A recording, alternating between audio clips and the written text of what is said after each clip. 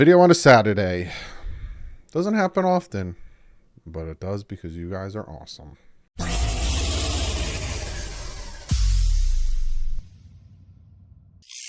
What is up, fans? Yeah, I was like, you know what? I'm going to make a video on Saturday because I think it was yesterday or the day before. Thursday, I think it was. We fired Applebaum. Moved on from our offensive line coach. So I thought to myself, I'm going to make a video talking about that. I was going to do it yesterday. But I was like, you know what? I need to break down Vic Fangio's defense. And I hope I did a good enough job. I'm always worried about doing stuff like that. People are going to be like, you suck at this. And I know I shouldn't, but I'm still like, ugh. I do good enough. I beat myself up a lot on these videos. So we're going to look at the offensive line. I'm going to look at some of the stats. I'm going to look at some of the rankings. I'm going to look at where they were last year versus this year and kind of see why Applebaum got released, who they could be looking at to replace him, and what the flip was the problem. But before we jump into that, I got to shout out some beautiful people in Jared, Smalley, and Rhino Sith. Thank you guys so much for becoming members. You guys are fantastic. If you'd like to become a member, there's a join button next to the subscribe button. You get cool perks by becoming a YouTube member. You get icons, you get special, advantages, all that stuff on the YouTube side. And then I also have the Patreon, which is linked in the description. In the off season, I'm going to give you guys a ton of content. And I was thinking about, if I hear some news, some hush news, some source news, maybe I'll, give you guys that on the Patreon side, more of an incentive and more of a thank you. Maybe even the membership side too. Give you like a little behind the scenes kind of like, hey, this is what I'm hearing before I put it out there. So if you want to know that stuff, join the Patreon or the membership. So we're going to jump into this. Yes, Applebaum was released. And first and foremost, right, our offensive line wasn't great. I was looking through all of the offensive line rankings. I think on PFF we were ranked like 22nd, which is better than 32nd. We went up about 10 spots. But when I talk about some of these stats, they aren't too great.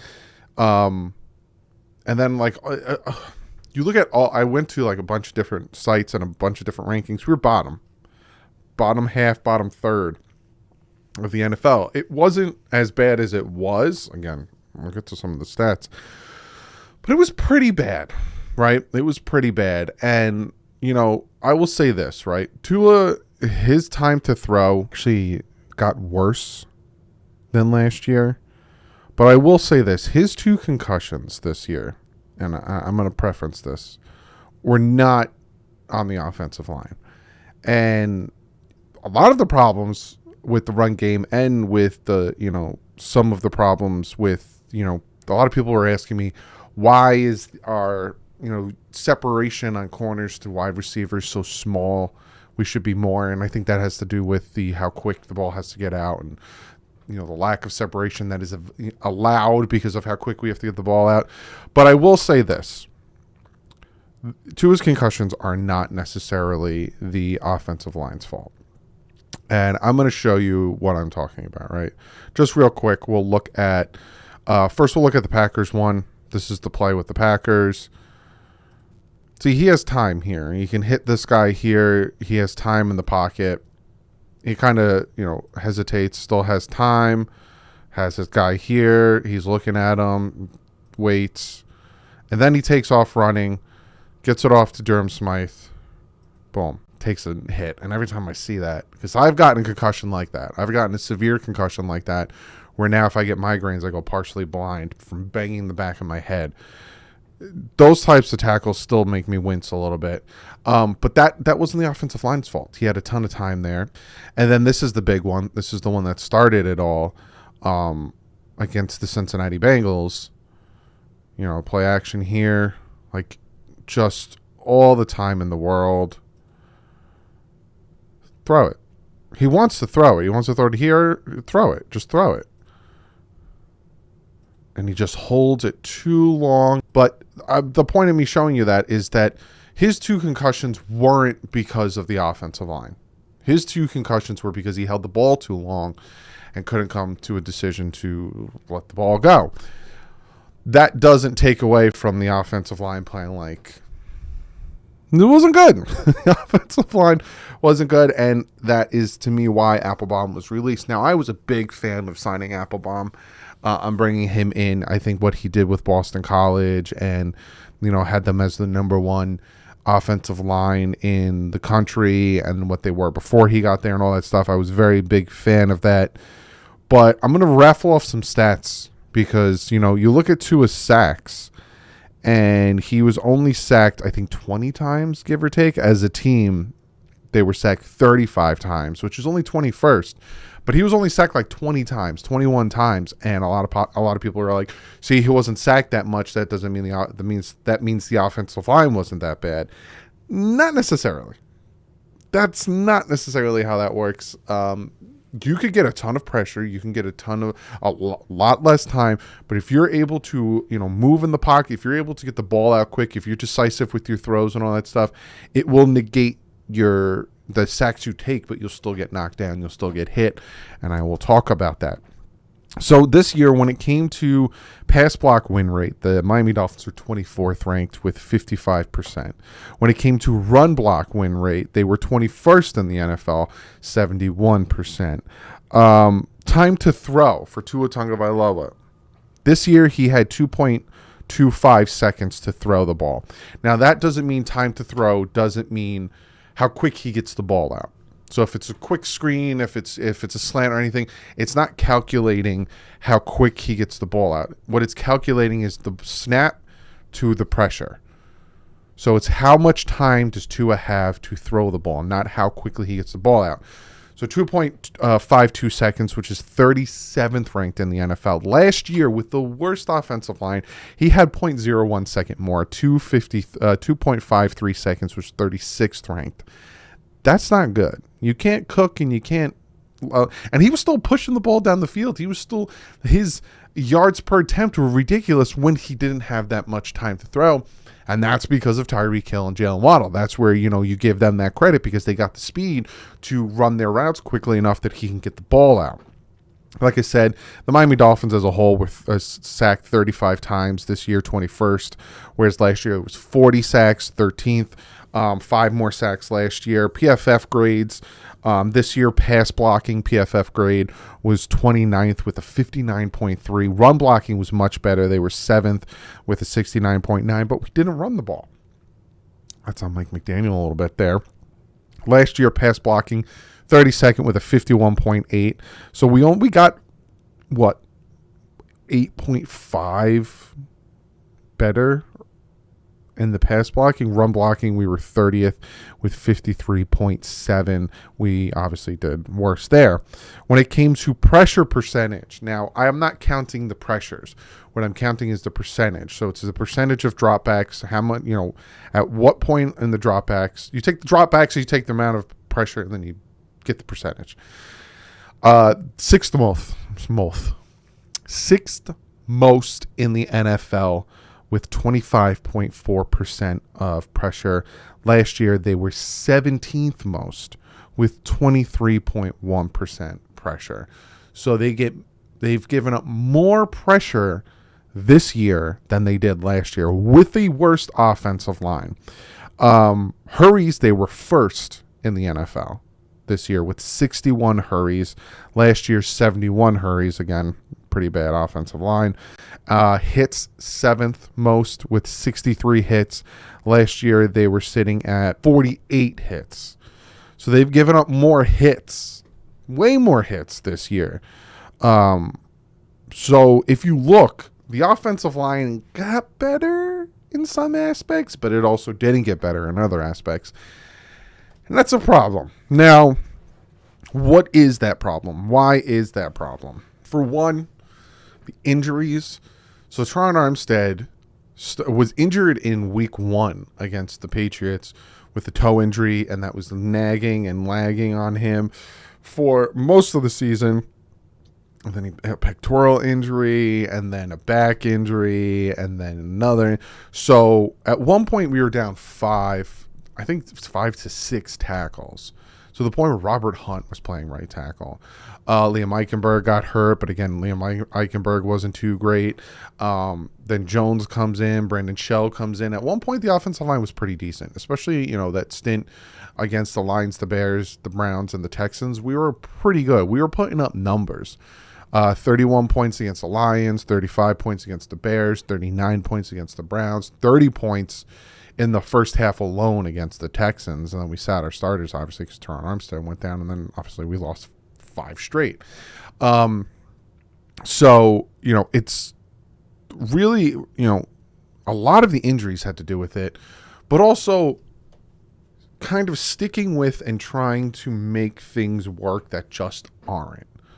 And that's on Chris Grier, where, all right, Austin Jackson's going to pan out. Liam Eichenberg is eventually going to pan out. You can't play like that.